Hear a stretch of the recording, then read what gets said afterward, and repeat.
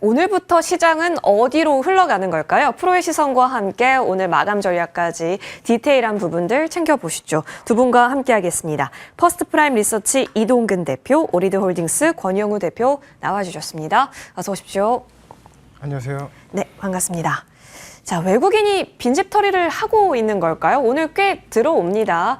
너무 싸다라는 건 알고 있었는데 좀처럼 들어오지 않았던 외국인이 들어오고 있다라는 것. 그리고 어떤 종목 위주로 사나 봤더니 거의 대부분 시가총액 상단을 좀 담고 있다라는 것. 지금 지수 플레이적인 성격으로 봐야 할지, 진짜 싸기 때문에 앞으로 모아간다라는 성격으로 봐야 할지 고민이 참 많이 되는 오늘장입니다. 그리고 이 시간까지 이러한 매수세가 지켜준다라는 것에 대한 이 시간에 부여할 수 있는 의미. 먼저 이동근 대표님께 여쭐게요.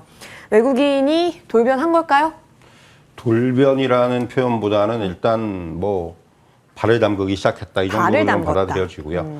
그렇게 해서 말씀하셨지만 사실 일단 좀 저가 매수라는 측면에서 접근할 필요가 있을 것 같아요. 일단 코스피 지수가 뭐 2,400대에서 이제 움직이면서 이 정도의 가격이면 사실 뭐 아시겠지만은 낙폭이 어느 정도 커져 있는 상태고, 그리고 이제 뭐 많은 종목들이 또 그 조정을 받은 상황이기 때문에 그런 상황에서의 어떤 매수세는 충분히 나타날 수 있는 현상이다. 뭐 시장이 뭐 특별하게 어떤 변화가 있거나 뭐 굉장히 좋아지거나 이런 부분보다는 일단은 어떤 이러한 지금의 위치를 보고 좀 이제 외국인들의 매수세가 들어온 측면이 있다. 오늘 현선물에 같이 사고 있거든요. 그렇기 때문에 어느 정도 지수가 조금 이제 거의 좀 바닥을 다지는 구간이 아닌가라는 생각이 들기도 하고요.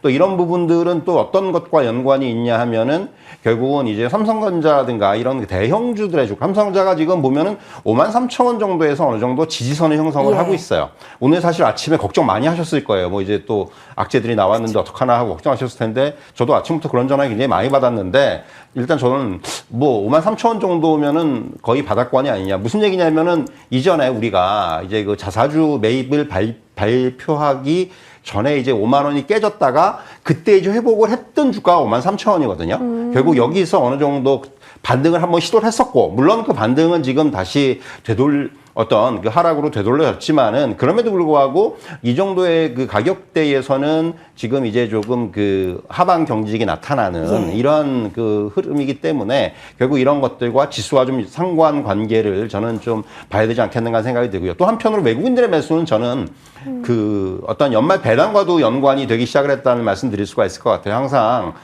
이맘때가 되면 외국인들이 이제 그 배당을 노린 매수세들, 그러니까 차익거래 차원에서의 어떤 매수세가 들어오지 않습니까? 결국 그런 부분들이 지금 조금 이제 표면화가 되는 것이 아닌가. 결국 그런 측면에서 오늘의 어떤 외국인 수급의 변화를 좀 읽을 필요가 있을 것으로 보여지고요. 그러니까 두 가지죠. 결국 이제 그렇다면은 이러한 어떤 배당 매수세는 조금 더 이어질 수 있다는 측면. 그래서 여기서 적어도 지수가 크게 이제 좀 어느 정도 하방은 좀 작겠구나라는 생각을 할 수가 있겠고, 또 하나는 그렇다면은 여기서 이제 어떤 그 지금 많이 빠진 종목들의 위주의 어떤 순환 반등이 한번 나타나지 않겠는가라는 그런 측면에서의 접근. 오늘 사실 반등을 이끄는 업종들이 공통점이 뭡니까? 결국 많이 빠진 업종들이에요. 그렇기 때문에 그런 쪽에서 오늘은 좀 접근할 필요가 있지 않겠는가, 이렇게 말씀드릴 수가 있겠습니다. 그러면 외국인의 포지션이 확실히 12월 들어서는 이제 좀 사는 쪽으로 변경이 됐다라고 보고 오늘부터 매수가 들어가도 된다는 사인 주시는 거예요? 오늘부터 매수가 들어가도 된다? 네. 이게 그러니까 외국인들 따라가라? 네. 이런 차원은 아니에요. 무슨 얘기냐면 벌써 이미 최근에 어떤 그 시장에서 부각돼 있던 업종들은 좀 달라요. 사실 외국인들이 사는 업종, 물론 금융주라든가 이런 쪽은 같죠. 이제 어떤 그 공통 분모가 있지만은 사실 최근에 어떤 그 부각됐던 업종들 하고 조금의 약간 그 차이는 있어요. 오늘의 외국인들의 매수세는 사실은 그거보다는 어떤 그 저점에서의 담는 매수세, 그러니까 비워진 포트폴리오를 좀 채우기 시작하는 쪽의 매수세가 분명히 저는 어느 정도 나타나기 시작을 했다고 보기 때문에, 물론 이제 많이 빠진 종목들을 좀 담는 건 좋아요. 하지만은 이것을 어떤 본격적인 상승으로 연결시키기보다는 마찬가지로 저는 이런 부분들, 그러니까 어떻게 보면 단기적으로 좀 수익을 챙길 수 있는 기회로 잡는, 저는 그러한 어떤 지금은 대응이 필요하지 않겠는가라는 생각을 해봅니다. 좋습니다. 자, 그러면 이제부터의 시장 방향을 조금씩 물론 따져볼 부분도 있는데, 그래도 올라주니 기분은 좋고 이렇게 쭉 갔으면 하는 위시는 생깁니다. 그럼 뭘 담고 있는가를 한번 볼 텐데요. 지금 보이시다시피 사실상 JYP 엔터라든지 하나이오로스 지금 매수를 담고 있습니다. 기관 같은 경우는 삼전, 하이닉스 역시 같이 담고 있어요. 반도체를 그래도 기관이 계속해서 지켜는 주고 있습니다. 근데 여기에 사실상 외국인인가요? 순매도로 볼게요. 외국인의 순매도로 한번 보여주시죠. 삼성전자, SK하이닉스가 약간 또 매도 쪽의 리스트 상위에 또 쌓여 있어서 지금 반도체 얘기를 좀 나눠보겠습니다. 아까 전에 일전에 우리 이동근 대표님께서도 얘기해 주셨다시피 반도체는 사실 오늘 이 이슈를 어떻게 받아들일까가 굉장히 화두였지 않았습니까? 권 대표님, 근데 일단 올라요. 근데 이 오르는 걸 어떻게 해석하는지 보니까 오늘 시장이 바스켓으로 사기 때문에 그런 반도체는 당연히 플러스가 나올 수밖에 없다로 해석하는 그런 시각도 있더라고요. 어떻게 보세요? 저도 그런 시각의 한 부분으로 생각하고 있습니다. 왜냐하면 지금 오르는 주식들을 보면 제약바이오 2차 전지가 일단 상승률이 굉장히 높고 패시브 자금이 펩트론, 알테오젠, 엔캠 그러니까 그동안 그 과대낙폭이 컸던 종목들 위주로 수급이 들어오는 부분을 봤을 때 오늘 외국인이 선물 매수가 좀 많이 들어왔단 말이죠. 네. 그러면 선물 매수가 들어왔기 때문에 지수는 올려야 되고 지수를 올릴 때 현물을 뭘 살까 고민을 하다가 반도체는 조금 사고 지금 또 뭐 팔고 있지 않습니까? 네네. 반도체 조금 사고 많이 산 게 이제 알테오젠이랑 펩트론이랑 엔캠 이 정도 좀 2차 전지랑 그 제약바이오 위주로 많이 빠졌던 섹터로 지수 플레이를 하고 있는 걸로 저는 판단하고 있습니다. 그래서 봤을 때 오늘 어떤 그 섹터가 뭐 엔캠이 굉장히 지금 좋은 종목이어서 20% 이상 올랐냐? 그러니까 이 질문에 명확하게 대답을 할 수 있는 분들이 많이 없을 겁니다. 그리고 펩트론과 알테오젠도 마찬가지로 최근에 뭐 유증도 하지 않았습니까? 주주배정 유상증자를 통해서 불확실성도 노출된 종목인데 이렇게 오늘 오르는 걸 보니까 이제 불확실성이 해소가 됐냐 이렇게 해석하기에도 좀 무리가 있고 그렇기 때문에 오늘 시장의 어떤 상승은 외국인의 그 선물 플레이에 따른 현물 매수세가 유비됐다. 저는 그렇게 해석을 하는 게 좀 더 낫지 않겠나. 네, 그렇게 생각을 하고 있습니다. 수급의 힘이 더 강력한 오늘이다. 그렇죠? 네네. 한국 시장의 매력도보다는 외국인의 선물 플레이에 좀 더 치중된 오늘로 봐야 되는 걸까요? 이동근 대표님, 그럼 이제 종목으로 들어가서 본업적인 면에서 한번 따져보겠습니다.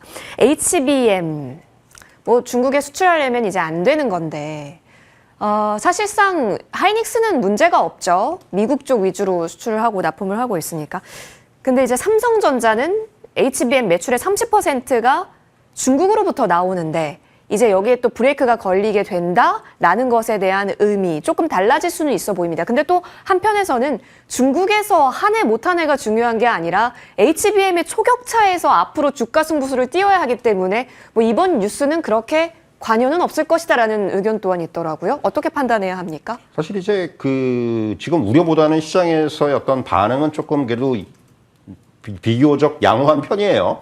근데 사실 그런 그 지금 이런 반응이 나오는 것이 결국 이제 아시겠지만 장중에 여러 가지 얘기들이 나왔습니다만은 뭐 삼성전자가 이제 일부 좀 이제 그 낮은 사양의 제품들을 중국에 수출을 합니다. 근데 이제 매출 대비해서 비중은 크지가 않아요. 그렇게 뭐 30% 얘기를 하는데 매출 보면은 그보다 작아집니다. 그렇기 때문에 그런 부분들, 그러니까 어찌 보면 전체적으로 이번 그 미국의 어떤 조치가 그 우리나라 기업들에 미치는 영향이 그렇게 크지가 않다라는 해석들이 일단은 시장에서 조금 더 확산이 되고 있는 상황이고요. 그리고 이제 결국은 이런 그 HBM의 대중 수출 통제가 중국에 직접 수출하는 경우만 해당되는 거고, 뭐 패키징된 HBM은 포함되지 않는다라는 또 그 단서가 달리죠. 그렇기 때문에 그런 부분들까지 감안한다면은 과연 뭐 이거가 그렇게까지 굉장한 악재겠느냐라는 어떤 그러한 인식들이 좀 있는 것 같고요. 또한 워낙 그 삼성전자 같은 경우도 주가가 워낙 많이 빠져 있기 때문에 이런 부분들까지도 어느 정도 시장에서는 좀 반영된 게 아니라는 또 그런 그 해석도 가능하고요. 물론 삼성전자 지금 이제 또 하락으로 전환했는데 뭐 어쨌든 간에 지금 삼성전자는 이러한 부분들 물론 이런 그 재료적인 요인들도 중요하지만은 일단 수급이 제일 중요해요. 오늘도 이제 외국인들이 좀 사는 듯 보이다가 이게 이제 오장 들었으면서 외국인들이 좀 이제 매도 쪽에 좀 더 우위가 나타나면서 사실은 삼성전자 주가가 다시 좀 밀리는 모습인데 일단 뭐 주가적인 측면에서 보면은 좀 바닥을 다지는 과정이라는 말씀 드릴 수가 있을 것 같고요. 반도체 업종 전반을 보더라도 일단 지금 보면은 역시 이런 앞으로도 이런 여러 가지 뭐 악재 요인들이라든가 또 뭐 그 중국과 미국과의 관계 아래에서의 어떤 여러 가지 이제 노이즈들이 발생을 할 겁니다. 그렇기 때문에 그런 부분들을 어떻게 이제 시장에서 해석을 하느냐가 중요할 것으로 보여지고요. 오늘 이제 뭐 많은 반도체 관련주들이 반등을 시도하고 있거든요. 예. 결국 이런 거예요. 이제는 어느 정도 지금 시장에서 어떤 그 악재 요인들이 나오더라도 이제는 시장에서 그런 부분에 대해서 내성이 생긴 것이 아닌가 하는 생각이 들기도 해요. 그래서 사실은 그런 부분도 향후에는 결국은 이런 그 악재 요인들을 어떻게 해석해 주느냐 이런 부분들이 굉장히 중요하게 작용을 하지 않겠는가 그런 말씀을 좀 드릴 수가 있겠습니다. 그러면은 SK 하이닉스가 오히려 계속해서 안전지대라고 봐야 할까요? 사실 이제 SK 하이닉스 같은 경우가 뭐 이제 상대적으로 좀 더 지금 그 유리하지 않겠느라는 얘기를 하면서 오늘도 이제 반등이 좀 그렇죠? 비교적 강하게 나고 있는데 사실은 뭐 SK 하이닉스도 지금 이제 최근에 자리를 보면은 굉장히 좀 주가가 많이 빠져 있는 상황이죠. 아시겠지만 이제 그 한동안 박스권 한 18에서 20만 원 레벨 정도의 박스권에서 움직이다가 이제는 그 박스권을 좀 하향 이탈했어요. 그러면서 이제 좀 그 저점이 좀 낮아져 있는 상황이고요. 그래서 지금 새롭게 조금 그 단기 바닥을 다지는 과정에 있습니다. 이런 재료도 중요하지만 결국 SK하이닉스도 지금은 이렇게 좀 다시 한번 단기 바닥을 다지면서 여기서 역시 중요한 건 수급이죠. SK하이닉스도 최근에는 이제 외국인들이 좀 그 매도, 오늘은 이제 좀 다른 경우가 다를 수 있겠습니다만은 일단 매도 우위를 보이고 있기 때문에 역시 수급적인 부분들, 이런 부분들에 좀 이제 향후에 계속해서 주목을 해야 될 것으로 보여지고요. 중요한 부분은 역시 앵커께서 말씀하셨지만은 향후에 이제 결국은 어떤 그 새로운 레벨의 HBM 기술을 누가 먼저 선점을 하느냐, 그리고 삼성전자 입장에서는 더 중요한 거는 결국 지금 이제 엔비디아 계속해서 얘기하고 있는 콜 테스트 통과, 그리고 이제 뭐 그 공급, 이런 부분들을 도대체 언제 이제 그것이 성사가 되느냐. 이 부분이 결국 이제부터는 굉장히 중요한 키라고 생각을 해요. 지금 다들 그것만 기다리고 있는 것 같아요. 일단 지금 주가는 어느 정도 많이 빠져 있는 상황에서 이제 여기서 하방을 좀 잡아놓은 것 같은데 이제 여기서 이제 그런 좀 어떤 모멘텀이 터져주기를 지금은 기다리는 시점이 아닌가 이렇게 좀 말씀드릴 수가 있겠습니다. 하방 잡아놓고 스탠바이 중인 주가. 그렇다면 나올 게 나와야 한다. 기다렸던 게 나와야 하고 그때 조금 더 가벼워짐을 반도체에서도 느낄 수 있어 보입니다. 모건 스탠리에서 메모리 리세션이라고 단어를 표현했습니다. 살짝 부담되긴 하는데 오늘 수급 이후의 움직임까지 같이 열어놓고 확인해 볼게요. 자, 이어서 이수페타시스가 기관이 좀 들어오는데 이거 오늘 말이 참 많습니다. 일단 권 대표님, 이수페타시스에 실망하신 분들은 사실 좀 많을 것 같다는 생각이 들어요.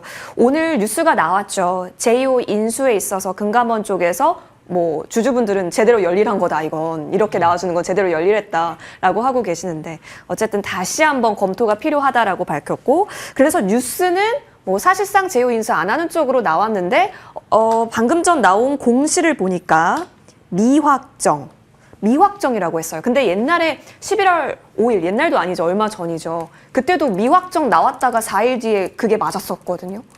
그러니까 이게 좀 지금 이수페타시스 오르는 거 이제 여기서 비중을 어떻게 조절해야 되는지 싶으신 분들 많으실 것 같아요.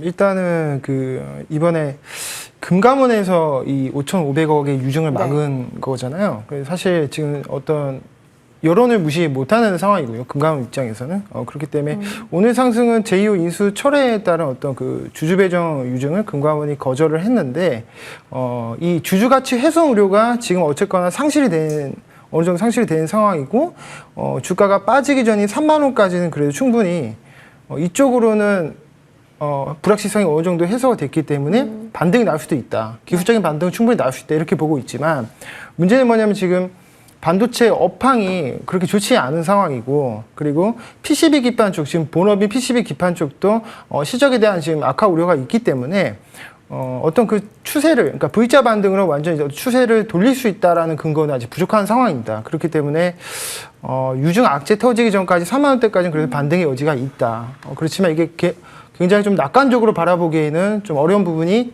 있다. 이렇게 정리하고 싶습니다. 그러면 오늘 이렇게 올라오는 것은 당일의 움직임으로서만 제한시켜서 바라봐야 할까요? 그러니까 하루 이틀 정도는 네. 제가 봤을 때 뭐 양음양으로 다시 오를 수도 있고 오늘 오르는 다음에 내일 음봉으로 마감시켰다가 그 다음날 상승할 수도 있지만 어떤 단기 며칠 정도의 흐름 안에서는 3만 원대까지 이 개파락이 네. 일어났었던 이 3만 원대까지는 반등이 충분히 나올 수 있다고 보고 있고요.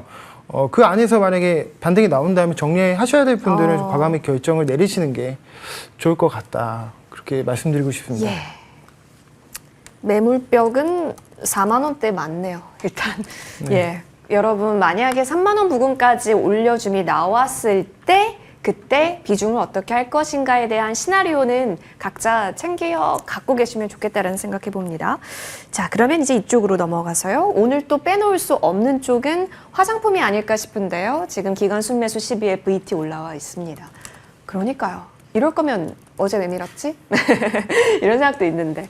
자, 수출. 근데 이게 이미 먹혔던 재료잖아요. 근데 이게 또 먹혀요?